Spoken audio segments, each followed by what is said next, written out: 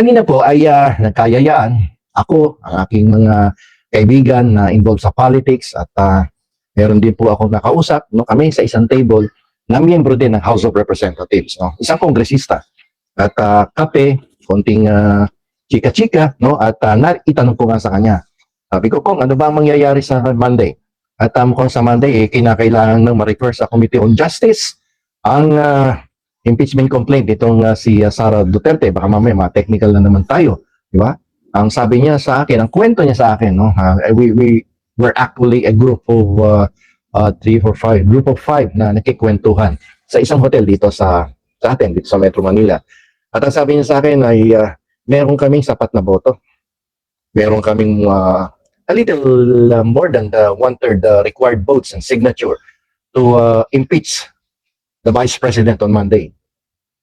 So that's it can be endorsed already to the Senate for the trial, no, for the impeachment proceedings, so that the Senate can convert itself into an impeachment court. At sabi ko, sigurado kaya kung na may makuha kayong 1/3. Sabi niya, as we speak, sabi niya gano'n, meron ng 1/3 eh. At we are very hopeful na baka madagdagan pa yung 1/3 votes, no, that yung required by law, no, although sabi niya, confident ako meron na kami 1/3. So the next thing na mangyayari sa Monday kapag na-impeach si Vice President ay diretso yan agad sa House. So siyempre, if we are going to take a look at the July 2025 decision of the Supreme Court, kinakailangan bigyan ng kopya ng articles of impeachment together with the copy of all the evidence presented doon sa House of Representatives, no, yung pinile na impeachment complaint, no, together with the evidence plus the articles of impeachment after the voting ng 1/3. At ang pahala ng Senado, no, na sa ngayon nakatanggap ka ng articles of impeachment plus the evidence. Now it's time for you to rebut, no, i-debunk mo lahat yung allegations laban sa'yo. At so on Monday we will be expecting a political earthquake, no, pagkatapos dumeklara ng Vice Presidente that she is intending to run for president come 2028, which is actually too early. Ang iba nga sabi it's premature eh, parang premature pa to declare. Kasi today is only February. Ang election is 2028 ng May. So it's more than 2 years pa, approximately 2 years and 2 or 3 months. Medyo maaga pa talaga yan, no? At instead na nagtatrabaho ang Vice Presidente, inaasikaso ang mga dapat asikasuhin, no? Miski man lang doon sa kanyang baluarte sa Davao. No, at alam naman natin kasi limitado din naman ang kanyang kilos sapagkat ang Office of the Vice President, kung di ka bibigyan ng cabinet position dyan, ay talagang more on ceremonial lang ang function dyan. No? At napupulaan pa nga, Vice President ngayon kasi walang ginagawa at siya ay papunta-punta sa Netherlands, paikot-ikot kung saang lugar at inuumpisa na ang kanyang simpleng pangangampanya. Okay? So on Monday, after this official declaration that she will be running for president, there comes naman this morning yung magandang tanawin na ating nakita kanina, the former major political force, no, last 2022, yung magkatunggali sa pagka-presidente ay nag-uusap at pinag-uusapan ng mga programang makakabuti sa Naga City at pati na din sa buong bansa ay nagkakabiruan, nagkakangitian. So medyo sabi ko kanina, sobrang dami ang kinilig dito na talaga mga political observers dahil nakita nila, ang ganda tingnan, no, yung dalawang magkatunggali ng 2022 ay nag-uusap at nagkikwentuhan tungkol sa mga proyektong makakabuti sa ating bayan at nagkakabiruan pa. So yung tungkol nga doon sa medyas, the only thing that will show that there is a politics between us in this meeting is yung kulay ng kanyang medyas na kulay pink, no? We do not know what is the true meaning behind that, no? Bakit nagsuot siya ng pink na medyas? Ano ang gustong ipahiwatig ng ating Pangulo? So after the official declaration for Sara to run for president, kaninang umaga, Lenny and President Marcos ay nagkita at nag-usap. And then on Monday, itong medyo maganda-ganda. Because I'm expecting, no, based on the story shared with me by one of the members of the House of Representatives, that there's going to be a political earthquake, no? Malakas yung dagundong ngayon because instead of going through the Committee on Justice, yung referral doon sa Committee on Justice, doon sa yung mga impeachment complaints, apat na impeachment complaint ang sinampalabang kay Sara. So we are actually expecting na i-consolidate itong apat na impeachment complaints. But since si Congressman Abante ay nagpahayag na din naman sa isang kapihan, no, na kung saan pinag-usapan itong impeachment complaint ay ay akin pong ngayong hapon ay nakausap naman ang ating isang kakilalang kongresista over a cup of coffee at binalidate niya. We have enough number of congressmen that will sign and vote, no, to complete the one-third votes in order to impeach the Vice President. So it's going to be a very exciting Monday, this coming Monday. At abangan natin yan, no, kung talagang magkakatotoo at kung talagang merong talagang one-third votes on the part of the House of Representatives, no, to sign and vote for the impeachment of the Vice President. Ayan, so before kasi, if you will remember, last year, ay umabot sa mahigit 200 no, almost close to 300 na yata yung bumoto for the impeachment of the Vice President. Kaya nga lamang na technical because in the decision rendered by the Supreme Court last July of 2025, it was declared as unconstitutional yung impeachment ni Vice President Sara Duterte for violation of the one-year bar rule. But this time definitely walang violation ng one-year bar rule dito sapagkat ang impeachment complaint na pinag-uusapan natin that might be signed, no, and voted upon by the members of the House of Representatives ng one-third ay yung fourth impeachment complaint. Okay, so yung fourth impeachment complaint niya, pag pinirmahan niya ng one-third at nagboto din yung one-third niya, ay sigurado diretso na yan sa Senate Impeachment Court to start, no, the proceedings. At yun na nga ang ating pakakaabangan on Monday sapagkat marami itong siguradong kwentuhan on Monday because medyo nabalam itong impeachment proceedings na to last year because of technicality, but we are very hopeful that there will be no more technicality in this impeachment proceeding dahil nagbigay naman ng guidelines ang ating Korte Suprema doon sa kanilang decision noong July of 2025. Then what will happen now, no, if ever nga on Monday pinadaan na to sa second mode of filing an impeachment complaint, kasi if this will be referred doon sa Committee on Justice, that will be the first mode. If that will go through the first mode, yung kanyang yung referral to the Committee on Justice, meron pang usapan yan dyan to determine the sufficiency of form and sufficiency of substance. Dapat mag-concur yung dalawa na yan. Dapat sufficient in form and substance. The absence of one will not qualify the complaint for endorsement to the Senate Impeachment Court.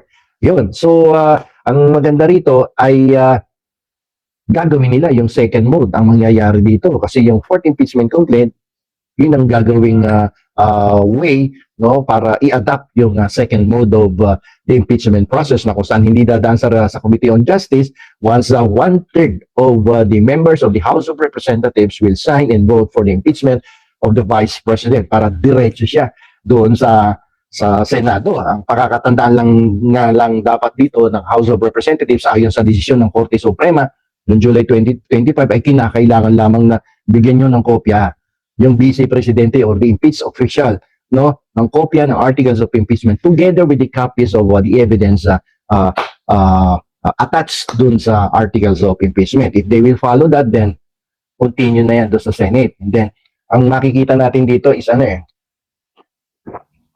baka maging smooth ang takbo dito sapagkat si Tito Soto is in favor of the impeachment proceedings. Hindi na siya magpapatumpik-tumpik dito.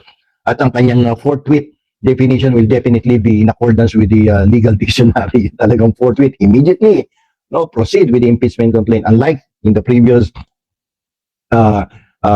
Senate presidency. Doon sa panahon ni Chis talagang nag-iba ang definition ng impeachment no? Ng forthwith, no? At hanggang nakarating pa sa diyan sa kung saan-saan yung definition ng forthwith na yan. So perhaps this time medyo magiging smooth to.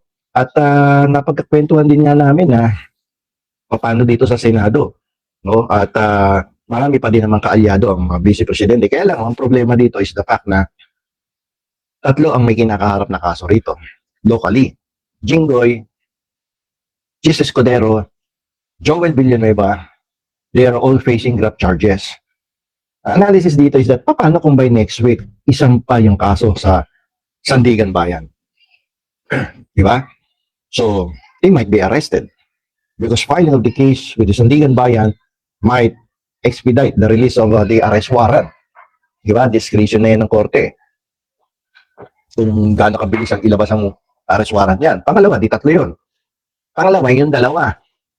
Napapabalita na meron ding arrest warrant that may be issued by the International Criminal Court. Sino sila? Si Bato de la Rosa and Bongo. Ito confirm talaga na talaga nasa listahan sila ng ICC na co-perpetrators doon sa war on drugs of the former President Rodrigo Roa Duterte. So medyo tagilid. 3 plus 2, 5 na yan.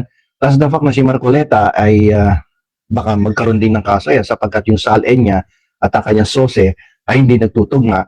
At although lulusot siya doon sa SOSE, sapagkat when he received allegedly the campaign donation, he is not yet considered as a candidate. So talagang lulusot naman talaga yon.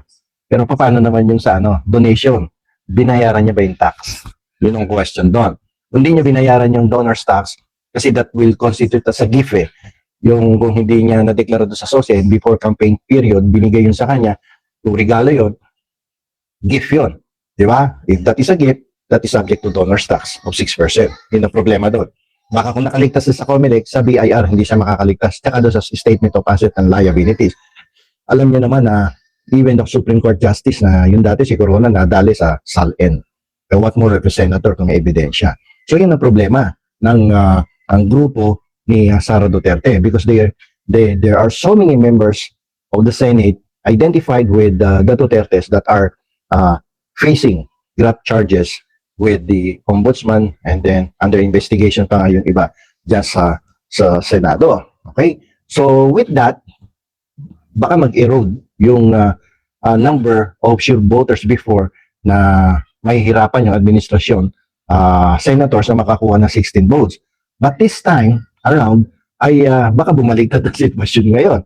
Kasi if the senators identified with Duterte are facing graft charges and the possibility of incarceration, yung arrest and going to jail, may hirapan makakuha ng makontra nila yung 16 votes that might be obtained by the ruling majority now. So that might lead to the impeachment or conviction of the Vice President regarding this impeachment complaint filed in the House. So kapag na-convict si Sara Duterte, definitely she will not be able to run. So parang napahamak patuloy dahil ang aga mo magdeklara, na-convict ka sa impeachment, you will not be able to run. But I don't think Vice President Sara Duterte will allow this to happen. Ang mangyayari dito, if I were on the part of the Vice President, ang gagawin sigurado dito ni Vice President Sara kung makakarating sa Senado itong impeachment complete at magkakaroon ng trial at medyo nakita niya parang malakas ang ebidensya, definitely he will be compelled to resign from her position as Vice President of the Republic. Why? If she is really dead serious to become a president, definitely, at nakita niya na talagang nalalagas ang kakampi niya sa Senado, definitely the best thing to do is for her to resign from office of the Vice President because that will save her from stopping her from running for president. Kasi pag na-convict ka, perpetual disqualification.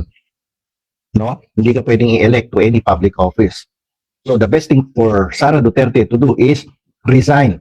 Kung sakasakali on Monday, the impeachment complaint will be endorsed to the Senate by using the second mode of impeachment, which according to some, lumabas na din naman sa report, sa news, na posibleng makakuha ng one-third votes, one-third signatures ang House of Representatives upang ma-impeach si Sara Duterte. So definitely, para maiwasan yung scenario that the President will be out of the presidential race, the good advice is for the Vice President resign from the Vice Presidency. Otherwise, masisira yung kanyang pangarap na maging kandidato for President o maging presidente. Yun. So, yung iba sinasabi na ay kaya i-impeach yan kasi malakas frontrunner, no? Malakas sa survey. But hindi kasi ang hinahabol dito ng mga kongresista at maging ng ating taong bayan ay yung accountability ng Vice Presidente. Alam niyo naman na napakalaki ng mga legal issues against the Vice President during her term as Secretary of the Department of Education. More than 600 million yung involved na hindi maipaliwanag kung paano ginastos. At yung sa Office of the Vice President, yung confidential fund na more than 125 million na ginastos lamang sa loob ng 11 araw. Ito yung talagang madalas tinatanong ng ating mga kababayan. Bakit hindi maipaliwanag? nagkaroon ng investigation in aid of legislation sa ating Kongreso, sa Quadcom. Ngunit dito ay hindi rin ipiniliwanag ng malinaw ng ating Vice Presidente kung saan ba talaga ginastos. Kung ginastos man, in accordance with the functions and the programs of the Office of the Vice President and as Secretary of Education, sana ipaliwanag. Pero natapos ang investigation at may COA findings naman, hindi nagbigay ng maliwanag na rason ang ating pong Vice Presidente. Kaya hanggang ngayon ay hinahabol siya ng mga katanungan na to. Napilit namang iniiwasan na sagutin. So, dadating ang political campaign period ay hindi nakapagbigay o makapagbigay ng tamang kasagutan ng ating pong Vice Presidente. So, I think this will work to the disadvantage of the Vice President if she will not be able or she does not have any intention of fully explaining the issues against her regarding the confidential funds and the budget of the Office of the Secretary of the Department of Education. Medyo serious, serious issues yan na hindi niya pwedeng baliwalain. Kasi it involves hundreds and hundreds of millions of funds, public funds na hindi niya maipaliwanag sa ating mga kababayan. So, yan ang problema niya. Kaya hinabol siya tuloy ng impeachment complaint ngayon. At kung nakaligtas siya last year, definitely, this time, baka sa Monday, hindi siya lulusot. At didiretso ang impeachment complaint sa Senado for the impeachment proceedings. Yan ang problema ngayon. So, aabangan yan ng taong bayan sa Monday